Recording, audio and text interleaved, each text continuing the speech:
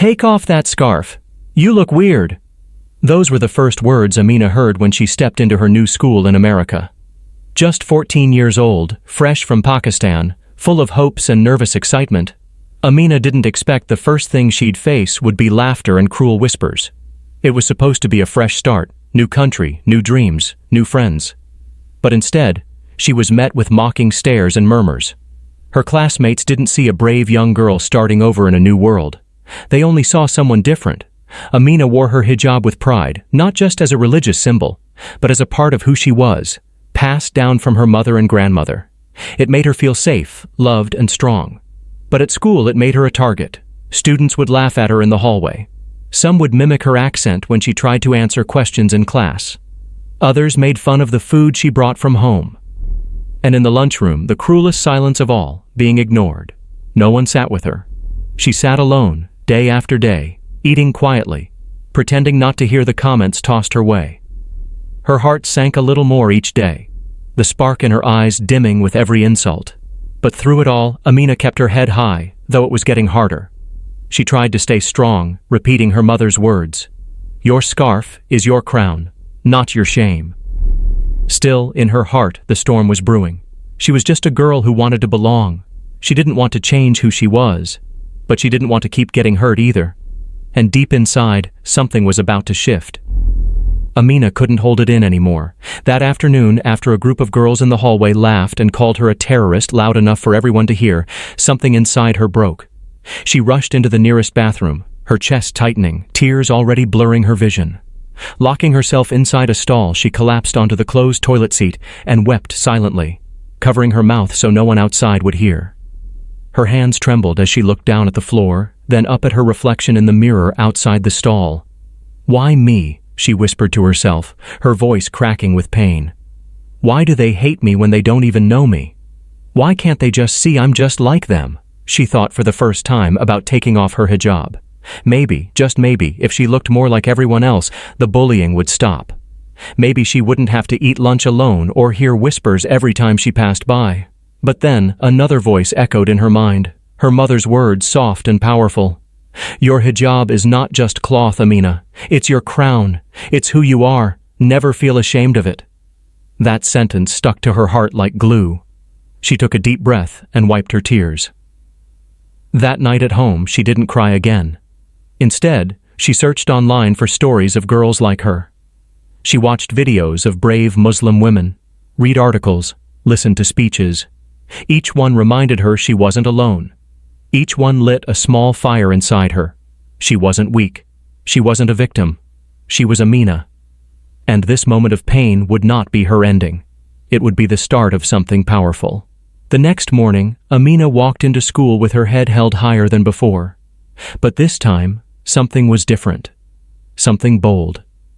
Along with her hijab, which she now wore like armor, she had a handwritten note pinned to her shirt that read, "Ask me why I wear this. Don't judge, just ask." She had stayed up late crafting those simple words, hoping to break the silence, not with shouting or anger, but with quiet courage. As she walked through the hallways, the reactions were immediate. Some students stared with confused expressions, others whispered or laughed under their breath. But a few paused. A girl from her science class, who had never spoken to her before, finally approached her during break and asked, "Okay, so why do you wear it?" Amina smiled softly, heart pounding, and replied, "It's my identity, my faith. It makes me feel safe, strong, and close to God." The girl nodded, curious, not mocking. That one moment sparked something. The next day, another student asked her, then another. By the end of the week, conversations had replaced judgment. Even those who had mocked her before began seeing her differently, as someone brave enough to speak up. Slowly, the walls began to fall. Amina was no longer the weird girl with the scarf. She was Amina, the girl who turned her pain into purpose. At lunch, she wasn't alone anymore. A few girls even defended her when someone made a rude joke near the cafeteria table. The silent protest had worked. Without shouting, without arguing, Amina had started to change the way her school thought. And all it took was a few words, a little courage, and a whole lot of heart. 3 months after the bullying began, Amina was no longer the shy, invisible girl in the back row. She had slowly, quietly earned the respect of many, just by staying true to who she was.